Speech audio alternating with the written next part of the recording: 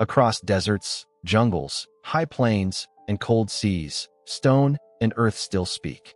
The oldest questions wait in quiet places, where wind keeps the count and dust remembers.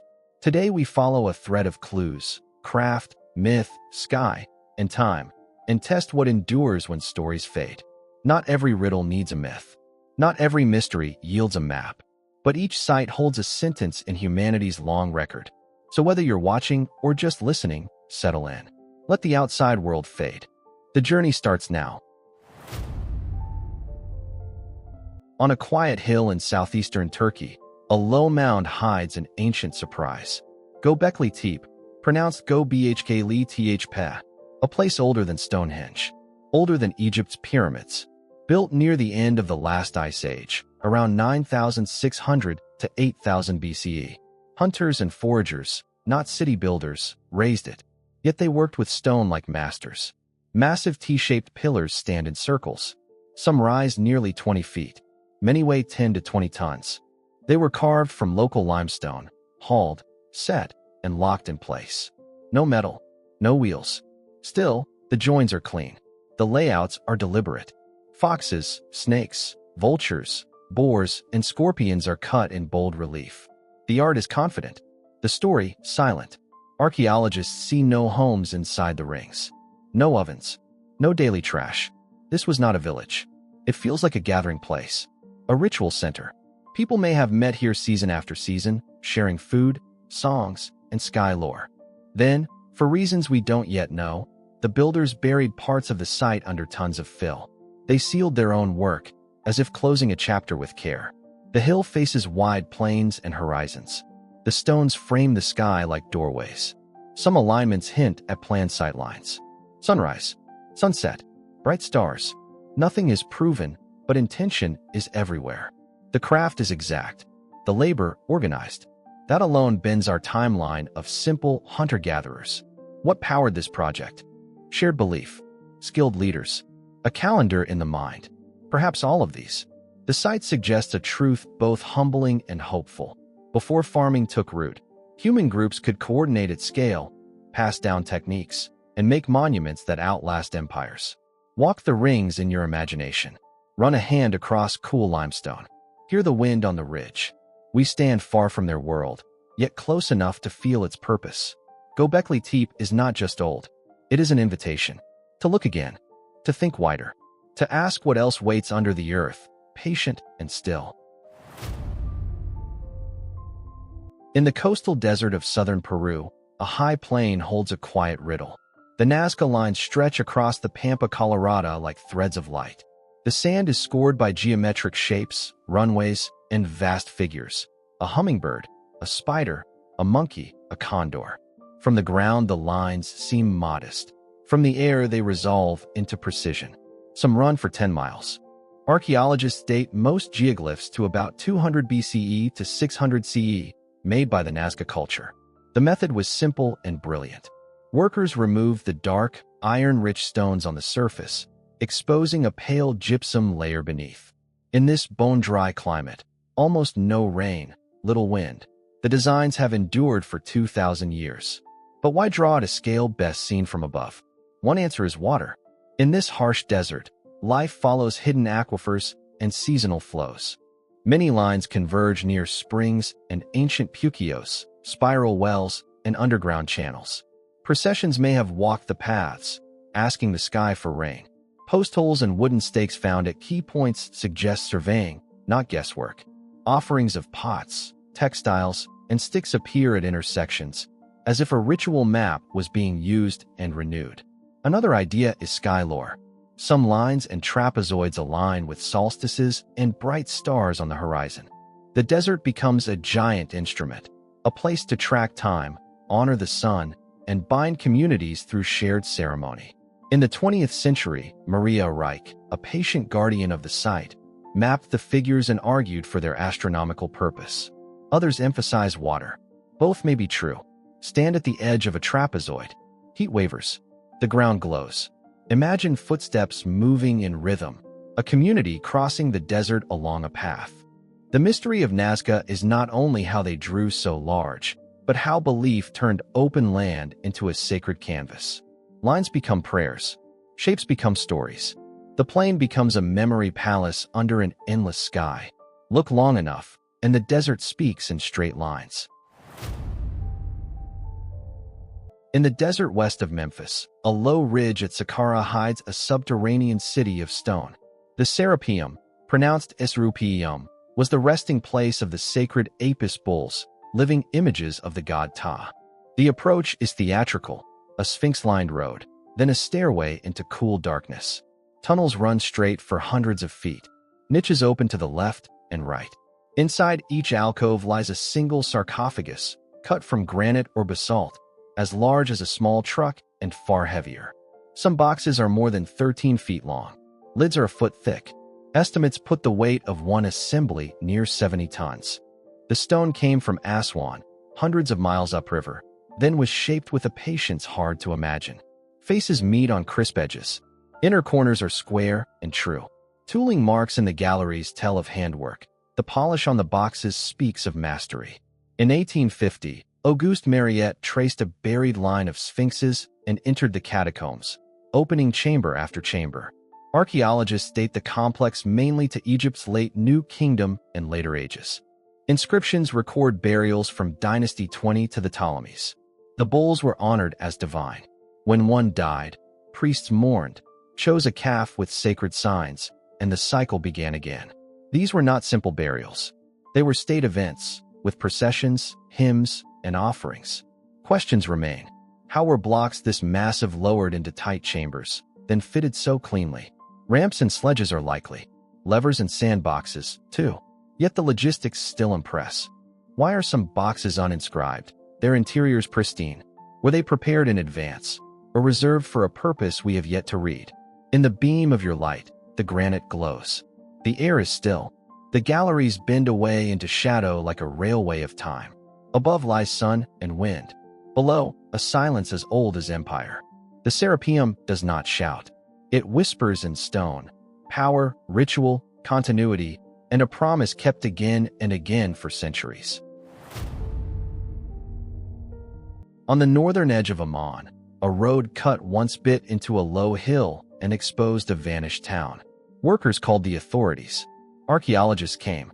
What they uncovered became one of the quiet wonders of prehistory. The statues of Ghazal, pronounced Ghazal. Human figures from the 7th millennium BCE, not carved in stone, made by hand from earth and fire. The recipe was exacting. Burn limestone hot to make lime. Mix it with water and ash. Pack the paste over reed bundles, then smooth it to a skin. Add bitumen for pupils and paint. Shape a nose, a chin, a calm mouth. Some figures were full bodies about 3 feet tall. Others were busts or only heads. A few are double-faced, 2 profiles sharing one body, like close twins looking past each other. The effect is simple, eerie, unforgettable. Radiocarbon dates place the caches around 7,200 to 6,500 BCE in the pre-pottery Neolithic. That is older than most cities and many myths. The statues were not left in public squares.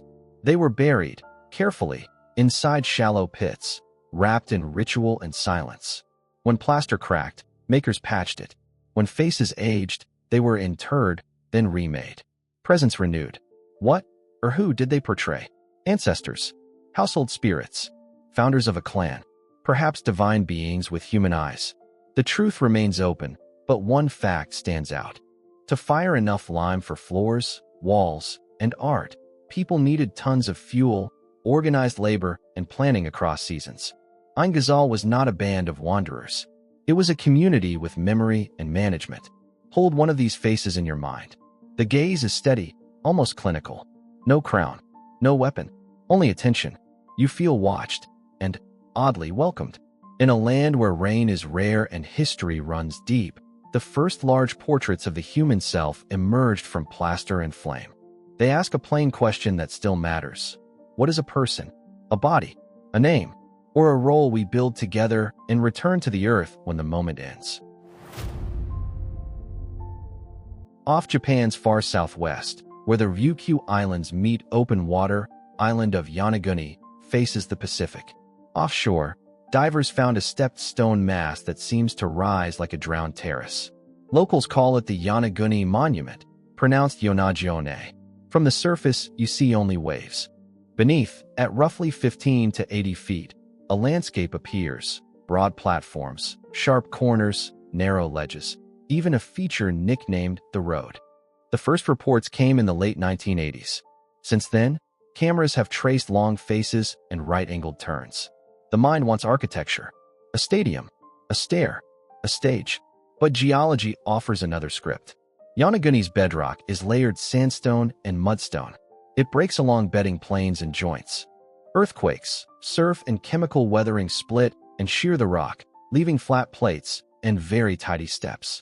Nature can look like a mason with a square. Scientists disagree. Some, like marine geologist Masaaki Kimura, argue for human shaping, perhaps when sea levels were lower. Others point to the absence of tool marks, quarries, or secure dates, and conclude the forms are natural. Both sides accept one fact: the site is dangerous to study. Currents rip. Visibility shifts fast. Few dives allow careful mapping in one pass. So what are we seeing? Maybe a natural platform later visited by people who left small carvings or cairns now scattered nearby. Maybe nothing human at all, stone doing what stone does under stress and time. Or, if future work proves intervention, an Ice Age community sculpting cliffs at the ocean's edge before the sea returned to claim them. Drift above the ledges in your mind. Fish flicker. Surges boom like distant drums. The monument holds its paradox. From one angle, geometry. From another, fracture. Either way, Yonaguni widens the frame. Not every mystery demands a myth, but the best ones make us look closer, measure carefully, and ask better questions about coastlines, memory, and the lives we built beside the sea. Beneath a quiet street in Paola, Malta, a doorway drops into deep time. This is the Halsaflini Hypogeum, pronounced Halsafline, a prehistoric complex cut entirely underground. No sky, no sunlight. Deep. Only chambers carved from warm limestone, step by human hands, circa 4000 to 2500 BCE. 3 levels descend like a spiral thought. Corridors open to rooms with smooth curves and false doorways that mimic Malta's megalithic temples above ground. Red ochre spirals stain the stone. Niches echo. In one chamber, often called the Oracle Room, a spoken note blooms with startling resonance. Some researchers measured strong response near a low male register. The effect is physical. You feel sound in your chest. The hypogeum held the dead. Excavations uncovered the commingled remains of thousands of people, along with beads, shell, bone tools, and a small masterpiece. The sleeping lady. A clay figure curled on her side, resting on a couch. She looks peaceful, human, close. Discovery came by accident in 1902, when workers cutting a cistern broke into the void. Early investigations began under Jesuit scholar Manuel Magri, then continued with Themistocles Zammit. What they mapped was not a cave. It was architecture. Pillars are carved from the living rock they support. Ceilings curve in perfect rounds. Trilithon facades are sculpted, not built. How is it used? As a collective tomb. As a place of ceremony. As a theater for voice and drum. The evidence allows more than one truth. What is clear is the planning. Ventilation shafts. Water management. Pathways that guide feet and attention. The site is fragile. Paint fades with breath and heat. Today, visitor numbers are tightly controlled to protect humidity and temperature. UNESCO lists the hypogeum as World Heritage. It is a rare survival, a complete ritual world, sealed in stone. Stand at the threshold in your mind. Descend by lamplight. Hear a single syllable hang in the dark. In that echo, the Neolithic still speaks. High in Uttarakhand's Himalaya, a small glacial pool holds a rumor of winter. Rupkund, pronounced Rupkund. Locals call it Skeleton Lake. Each summer, when ice thins, bones appear in the green water and along the rocky rim. Skulls, ribs, sandals, wood. A story scattered on the shore at nearly 16,500 feet, about 5,020 meters. The basin sits below Trisel and Nanda Gunti, in today's Chamoli district. The lake is tiny, about 3 meters deep, 40 across, yet the mystery is vast. Forest rangers noted the remains in 1942. Studies since then date different groups of people to very different times, some around the 7th to 10th centuries A.D., others about 1,000 years later. DNA shows most were South Asian. A second cluster carries ancestry from the Eastern Mediterranean. Why were they here? Why did they die?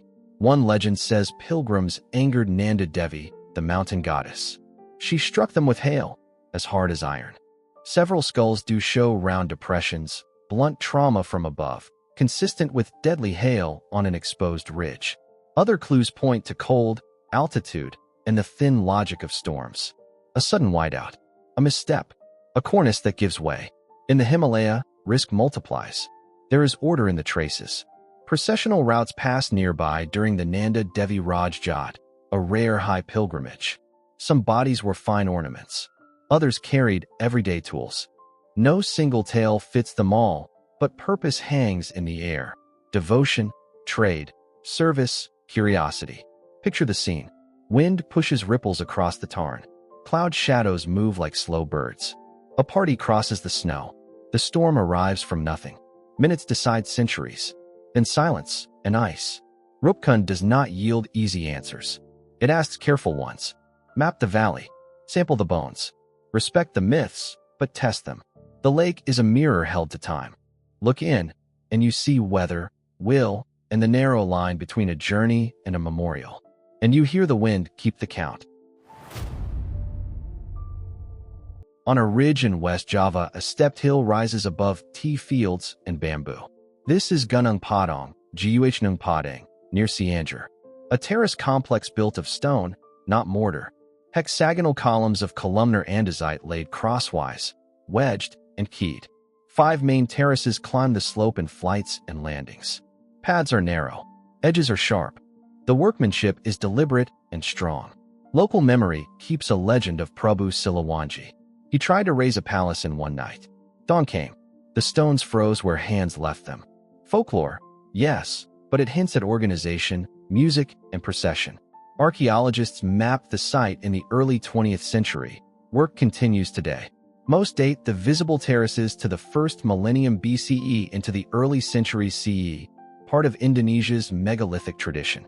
Others, using cores and geophysics, argue that buried layers could be far older. That claim remains contested. Critics call for broader trenches, clear stratigraphy, and secure samples. The debate is active. The stones are patient. The craft is tangible.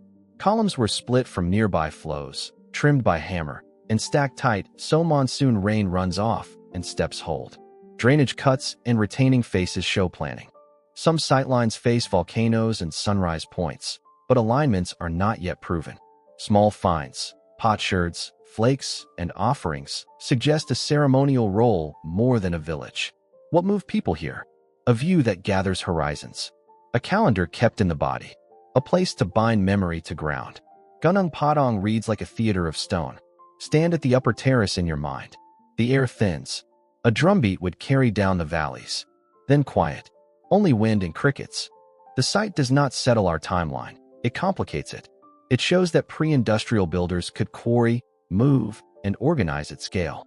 It also reminds us to test bold ideas with careful evidence.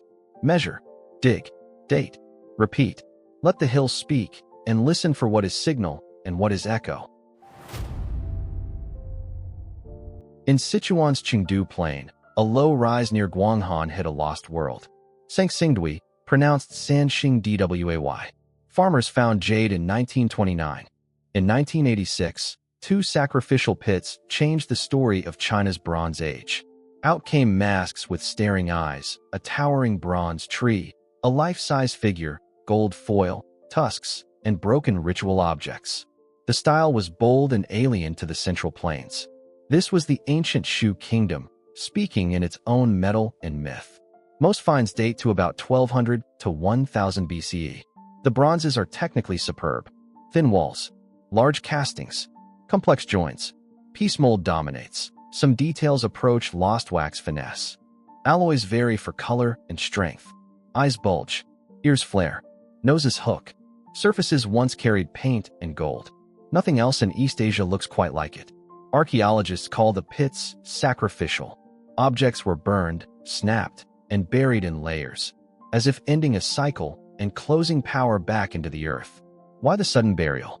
Explanations range from political change to ritual renewal to disaster. A later site at Jinsha, in Chengdu, shows similar style and gold. It looks like a move, not a vanishing. Sangsingdui stands apart from Shang royal art, yet knows the same grammar of ritual: bronze, jade, tusk, and fire. No oracle bones here, no written records from Shu. Later texts remember a kingdom in the west, but names and dates blur. The objects do the talking. A giant mask with horizontal blade-like eyes. A figure in a long robe, hands raised as if holding something lost. Maybe a scepter, maybe a tusk. Fieldwork continues. New pits found in 2019 to 2020 expanded the story with more gold masks and traces of silk. Science answers and deepens the riddle.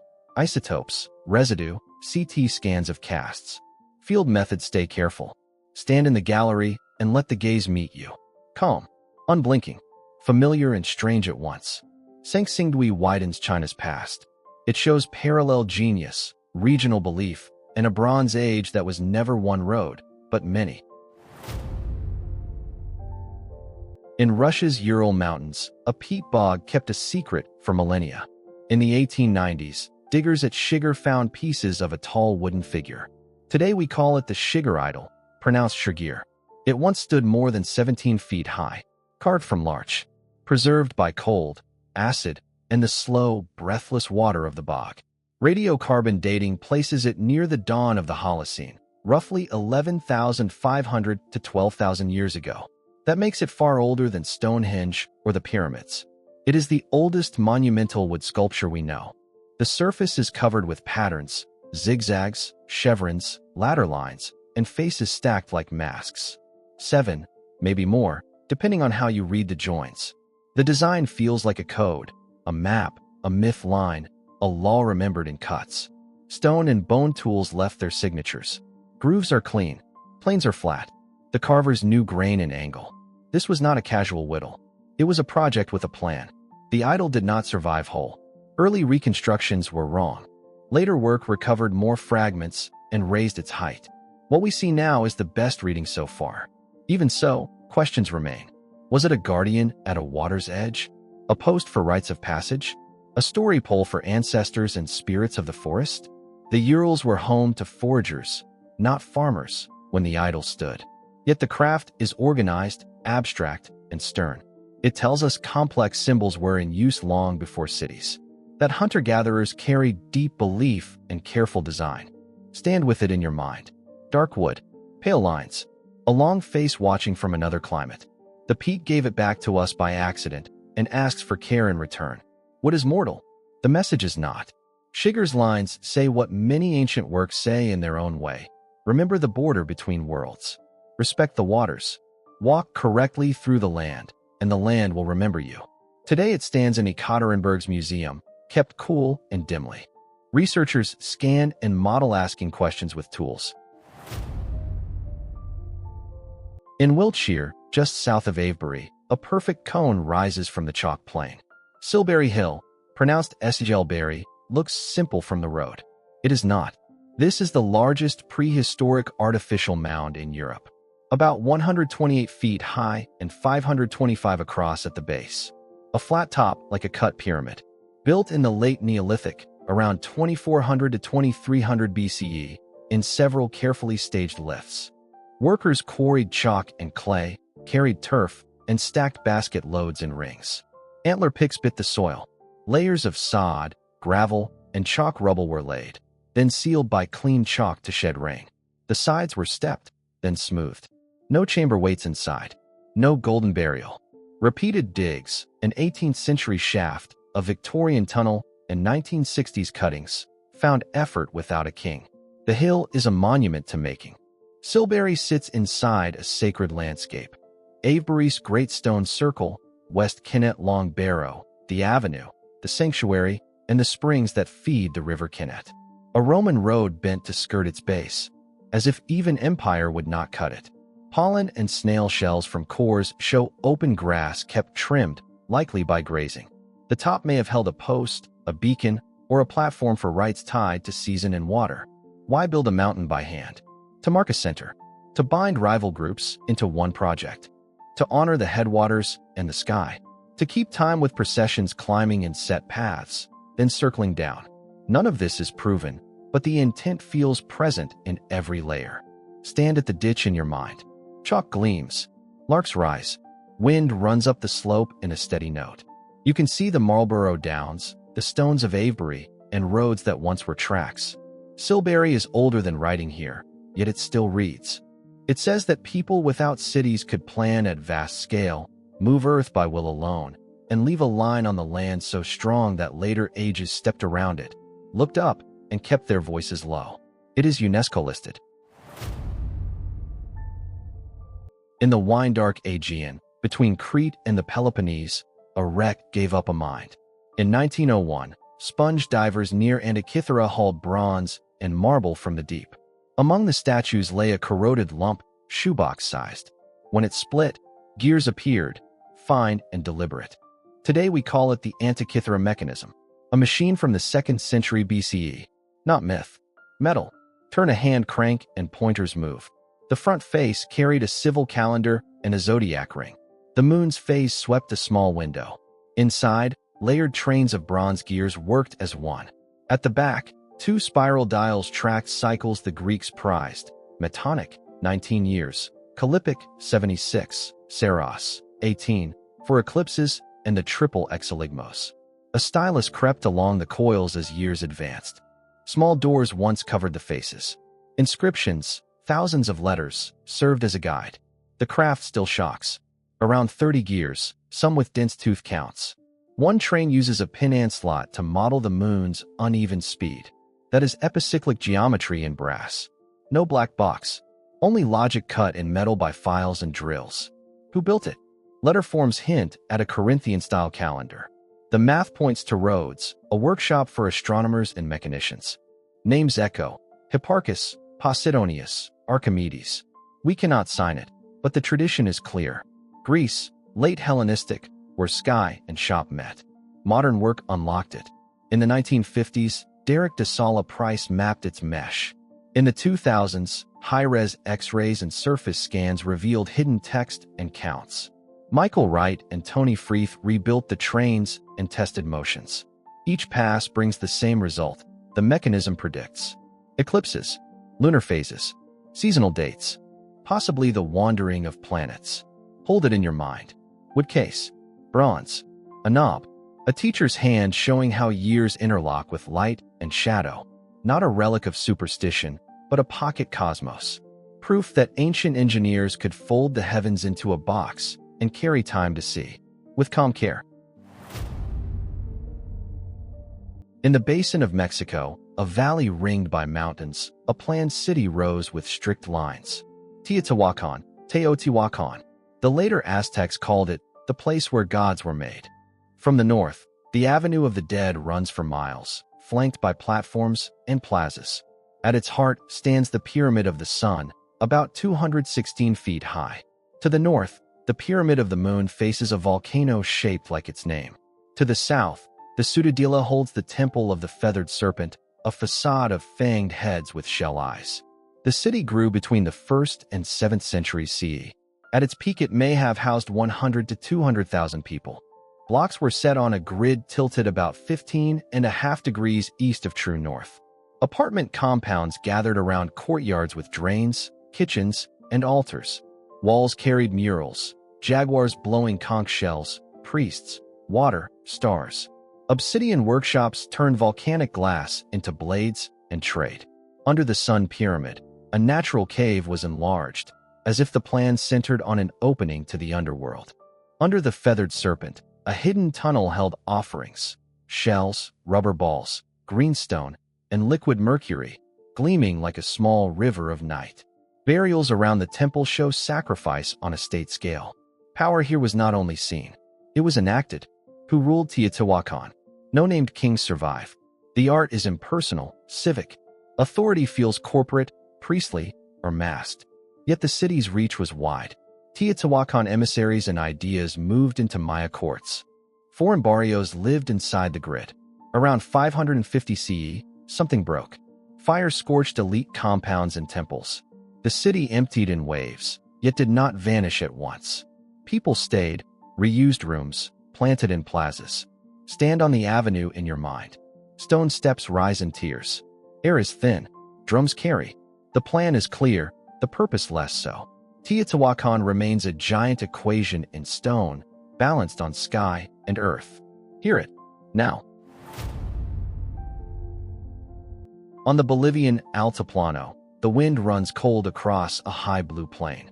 Near Lake Titicaca, at about 12,600 feet, stand Tiwanaku, Tuanhku, and its outwork, Pumapunku, Piomapunku. Stones lie like paused thunder. Canals and courts cut lines in the ground. A platform, a sunken patio, a terrace that frames the horizon. The air is thin. The light is sharp. Hard shadows. Cold. Tiwanaku flourished roughly 500 to 1000 CE. It was a ritual center and a capital, fed by raised field farms that tamed frost with water and stone. The Acapana platform and the Kalasasaya court anchor the plan. At solstice dawns, light touches set points on walls and pillars. Whether observatory or ceremony, the intent to bind sky to order feels clear. Pumapunku sits a short walk to the southwest. Here the puzzle tightens. Red sandstone blocks weigh dozens of tons. Dark gray andesite became modular H-blocks, with right angles, T-slots, and grooves that interlock like a kit. Some faces meet so closely a blade finds little purchase. Bronze eye clamps tied stones. The swallowtail pore channels remain. How were these shapes made at scale? Experiments show hammerstones and abrasives can cut and polish andesite, and holes can be drilled with sand and cane or copper. Others say the uniformity hints at tooling not yet matched in the field. The debate stays active. Tool marks are real. So is the craft. This was no island. Tiwanaku traded across the Andes. Pottery, textiles, and obsidian moved with people and ideas. Around the 11th century, drought and stress unraveled the system. Courts emptied. Water fell. Stones were quarried for later towns. Stand at Pumapunku in your mind, the ground level and bright. A block turns like a page. Grooves catch the sun. You feel a plan even in ruin. Modules, measures, a rhythm set to wind and right. The message is steady. High-altitude builders worked with knowledge, patience, and will, and left joints tight enough to hold a story long after voices fade. On Lebanon's coast, where waves meet old stone, stands Byblos, pronounced Byblos, one of the oldest ports. Cedar left this harbor for Egypt for millennia and returned with tribute. Scripts, gods, and trade sailed with it.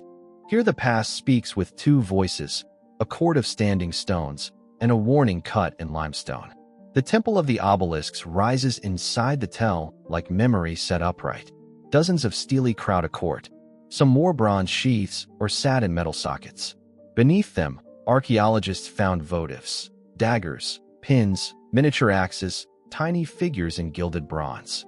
Dates fall in the Middle Bronze Age, roughly 1900 to 1600 BCE. No inscription explains the plan, yet the pattern is clear. This was a place of petitions. People came with gifts for the city's lady, Balat Jebel, and for allied gods of storm and war. Stone points upward, offerings sink below, closing a circuit between earth and sky. A short walk in time brings us to a king's tomb.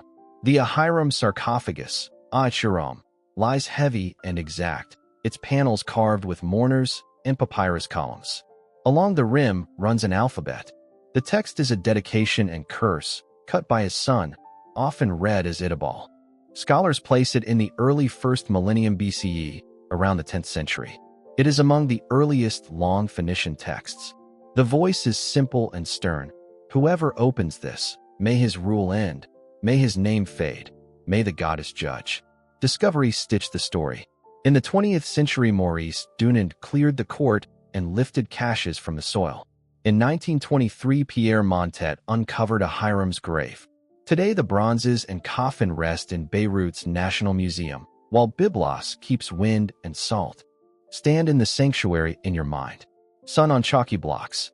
Shadows thin and clean. Each obelisk marks a promise. Each gift whispers for rain, safety, return. Then step into the tomb's quiet and read the edge. Feel how seafarers bound prayer to stone and power to words, and sent both across the water like bright ships. Far in the Pacific, a small volcano-born island holds outsized wonders. Rapa Nui, the land of the Moai.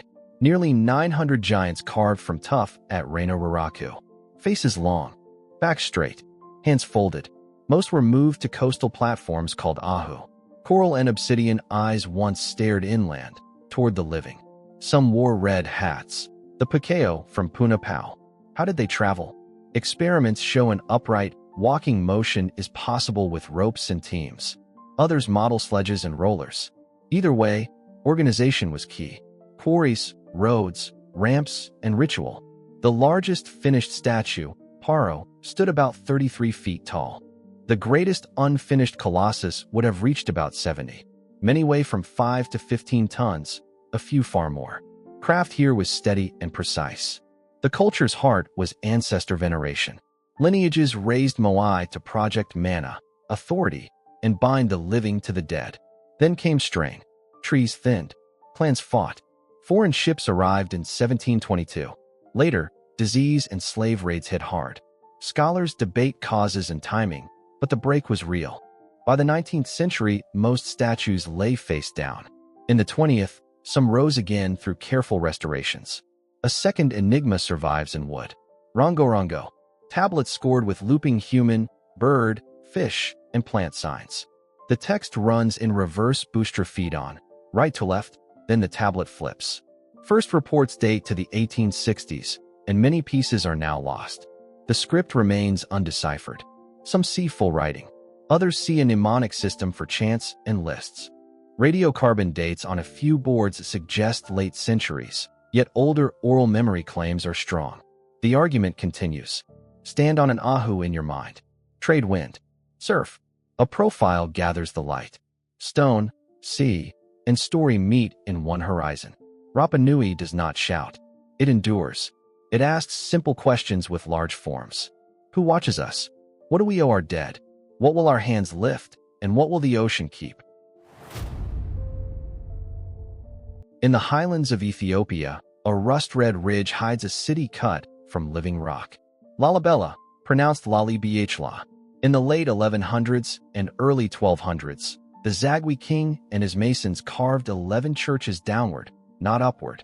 They started at the top, traced the plan, and removed the mountain until rooms appeared. Walls, windows, doors, even gutters formed from one volcanic mass. No blocks, no mortar, only stone, void, and light. Pilgrims enter through trenches that twist like canyons. Passages link courts. Water runs in channels called the Jordan. The air is cool. Footsteps echo.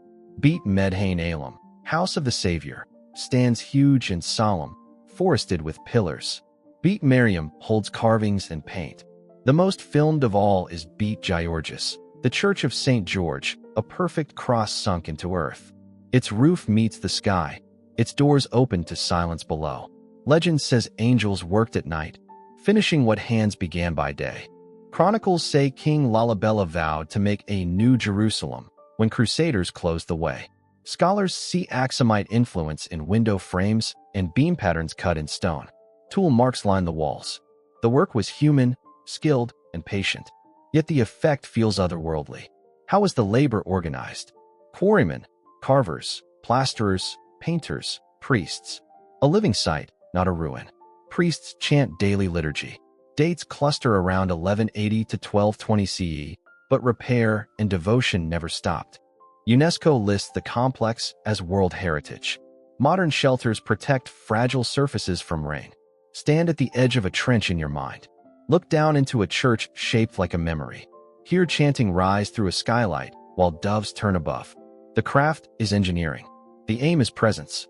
Stone becomes architecture by subtraction, then sanctuary through use. In the cool shade of Lalibela, time folds.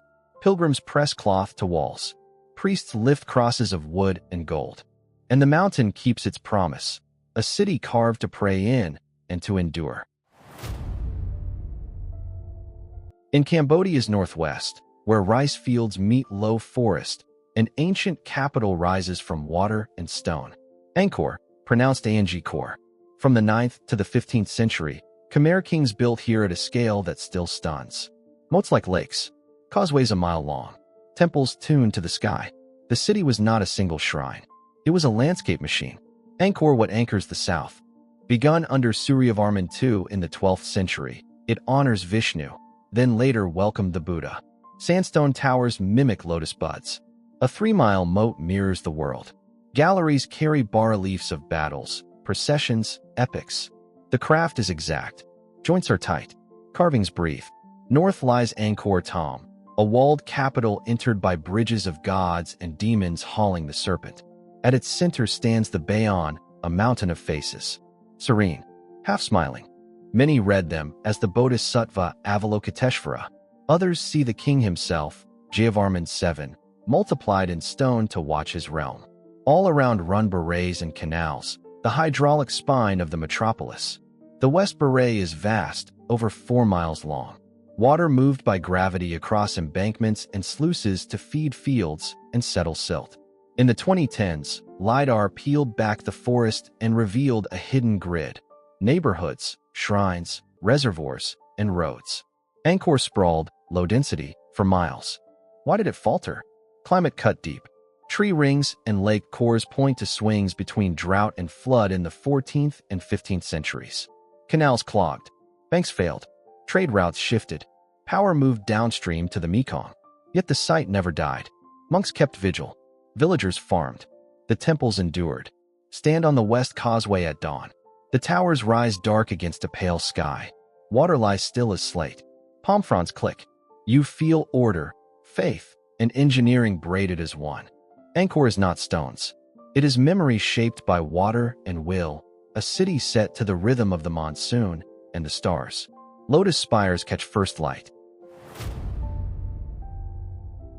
In a low valley of Transylvania, a small pit rewrote a big question. In 1961, at Tartaria, Nikolai Vlasa uncovered 3 clay tablets. 2 are pierced. 1 is solid. Each bears neat incised signs, grids, crosses, chevrons, and motifs that feel like things named long ago. Palm-sized, yet heavy with meaning. The find lay in a Neolithic layer tied to the Vinca culture across the Danube basin. Nearby lay figurines, a copper piece, and charred bones from a ritual deposit. Radiocarbon on that deposit suggested a deep date, 5th to 6th millennium BCE.